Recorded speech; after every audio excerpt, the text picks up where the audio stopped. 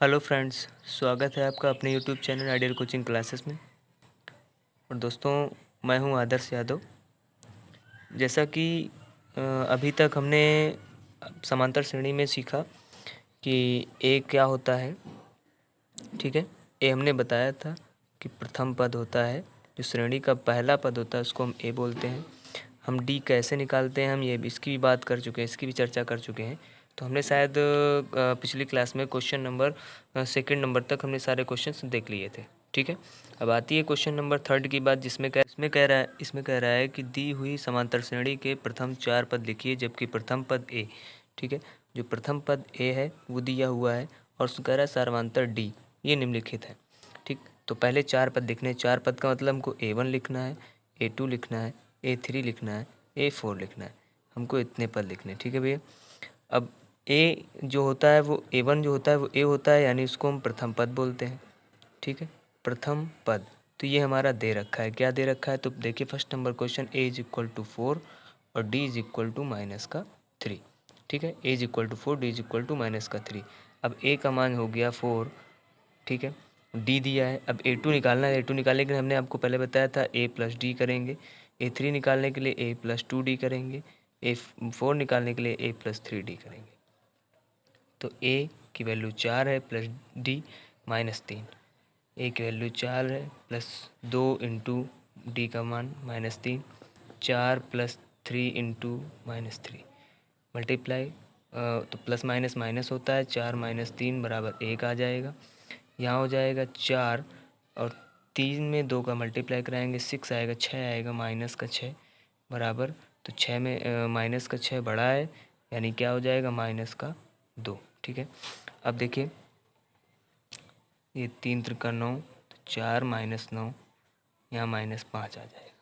ठीक है भैया, तो ये था हमारा थर्ड प्रकार का क्वेश्चन था, मतलब थर्ड नंबर था इसका। ये बुकलेट आपके सामने रखी हुई है, तो अभी इसकी पीडीएफ हम आप लोगों को बहुत ही जल्द प्रोवाइड करा देंगे, 1-2 दिन के अंदर पीडीएफ। ठीक है, अगला देखिए। तो एक इसका मैंने एक क्वेश्चन बता दिया, एक आपको अपने मन से स्वयं करना है। ठीक है, देखते हैं अगला question, question number 4। Question number 4 में कह रहा है श्रेणी 1, 2, 3, 5 डैश डैश डैश समांतर श्रेणी में नहीं है, क्यों? ठीक है, तो हमने बताया था कि अगर समांतर श्रेणी में है या नहीं है चेक करना हो हमें। ठीक है, तो उसके हमें क्या करने हैं, डी यानी सार्वांतर हमें देखना है। क्या देखना है भैया? सार्वांतर। ठीक है, उसके हमें सार्वांतर को देखना है कि सार्वांतर अगर बराबर है, क्या है, सार्वांतर जो होने चाहिए वो इक्वल होने चाहिए। कैसे होने चाहिए? इक्वल्स होने चाहिए। ठीक है, तो देख लेते हैं सीरीज क्या दी हुई है। चौथे नंबर पे सीरीज दी है 1, 2, 3, 5। ठीक है, यानी 1, 1, 2, 3 और ये 5। ठीक है, तो देखिए अब इसमें डी का मान निकालना है, तो D is equal to A2 - A1 देख लेते हैं। तो ये 1 - 1 ये हो जाएगा 0, ये D1 निकाल लिया हमने। अब इधर निकाल लेंगे हम D2 is equal to A3 - A2, तो इज इक्वल टू A3 की वैल्यू 2 है, -1 इज इक्वल टू 1। ठीक है, तो यहाँ हम देख रहे हैं कि D1 does not equal to D2, इसलिए हम क्या कह सकते हैं कि ये समांतर श्रेणी में नहीं है। ठीक है, तो इस क्वेश्चन में हमारा यही पूछ रहा था कि समांतर श्रेणी में क्यों नहीं है। तो समांतर श्रेणी में इसलिए नहीं है क्योंकि इसके जो सार्वांतर है, ठीक है, सार्वांतर जो हैं वो क्या है, बराबर नहीं है, इसलिए समांतर श्रेणी में नहीं है। ठीक है भैया, क्योंकि समांतर श्रेणी से हमें पता चलता है कि सम अंतर है ना, ऐसी श्रेणी जिसमें जिसके बीच का जो अंतर हो वो सम होना चाहिए, मतलब समान होना चाहिए। सम का मतलब वो इवन ऑड वाला सम विषम नहीं, सम का मतलब समान होना चाहिए। मतलब अगर जो आगे वाली उसमें गैपिंग में जो उसका सार्वांतर हो वही पीछे वाले में भी होना चाहिए। मतलब कहीं भी हम चेक करें डी की वैल्यू बस सारी जगह क्या होनी चाहिए, सेम टू सेम आनी चाहिए। ठीक है भैया, तो अब देखिए क्वेश्चन नंबर 5।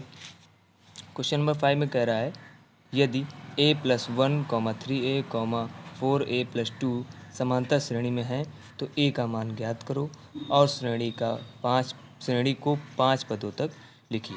ठीक है, A का मान ज्ञात करना।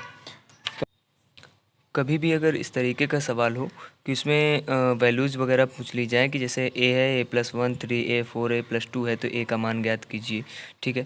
तो उनको ज्ञात करने के लिए उसने बता दिया कि समांतर श्रेणी में है। अगर समांतर श्रेणी में है तो जाहिर सी बात है उनके जो d होंगे यानी d1 अगर निकालें और हम d2 निकाल लें तो दोनों इक्वल होने चाहिए, ठीक है। तो जो हमारी श्रेणी दी हुई है वो दी है a+1 3a 4a+2, ठीक है। क्या दी हुई है? a+1 3a 4a+2। अब इसमें हम d1 निकालेंगे तो d1 is equal to a2 minus a1 कर लेंगे, d2 निकालेंगे a3 माइनस a2 कर लेंगे। तो ये देखिए a2 3a माइनस a+1। बहुत सारे बच्चे गलती कर देते हैं कि माइनस यहाँ लगाया और इसको a यहाँ लिख दिया, ब्रैकेट ना लगा के +1 ऐसे करके कर दिया, तो वो गलत हो जाएगा आपका, ठीक है। तो हमें ये ध्यान देना है, माइनस प्लस का बहुत महत्व रखना है। 3a माइनस a -1 हो जाएगा, तो ये हमारा निकल आएगा 3a में a जाएगा, 2a बचेगा, यहाँ बचेगा 2a -1, ठीक है। अब इसके बाद ये देखिए इधर इसको क्या d2 इज इक्वल टू क्या दिया है? a3 की वैल्यू है 4a+2 माइनस a2 की वैल्यू 3a। सॉल्व करेंगे इसको, 4a में 3a जाएगा तो a और +2, ठीक है। तो हमें क्या करना है? d1 is equal to d2 कर देना है, ठीक। तो d1 का मान कितना आया है? 2a -1। d2 का मान कितना आया है? a+2। a वाली वैल्यू एक तरफ कर लो, बाकी एक तरफ 2a माइनस है, ये a इधर आ जाएगा, माइनस को हो जाएगा, इज इक्वल टू 2+1। तो ये हो जाएगा 2a में a जाएगा, a बचेगा, इज इक्वल टू 3। ये a का मान आ गया 3, ठीक है। अब आगे उसने क्या बोला है? 5th नंबर में क्या बोला है कि a के मान तो ज्ञात करने ही करने हैं और श्रेणी को क्या करना है? 5 पदों तक लिखना है। यानी हमको 5 पदों तक a1 a2 a3 a4 a5 निकालने हैं, तो वो हम आपको बता चुके हैं, आप भली भांति जान चुके हैं, सब निकालेंगे। ये था हमारा क्वेश्चन नंबर 5वां, ठीक है। इसी प्रकार आपका क्वेश्चन नंबर 6वां भी है, 6 नंबर, 7 नंबर भी यही है और 8 नंबर भी यही है, ठीक है। 8 नंबर में क्या करा है? समांतर श्रेणी में श्रेणी उसने दे रखी है और बताया कि समांतर श्रेणी में है, इसके अगले के 3 पद लिखने हैं। तो सबसे पहले आप डी का मान निकाल लीजिएगा, प्रथम पद निकाल लेंगे, इसके बाद अगले 3 पद, तो 1 2 3 4 तो दिए हैं, यानी 5वां 6वां और 7वां 3 पद अगले निकालने, ठीक है। तो a5 a6 a7, ठीक है। तो आगे आप कर लीजिएगा। मैं आपको अभी अब मैंने बताया कितने नंबर तक? 8 नंबर तक आपको क्वेश्चन करने हैं।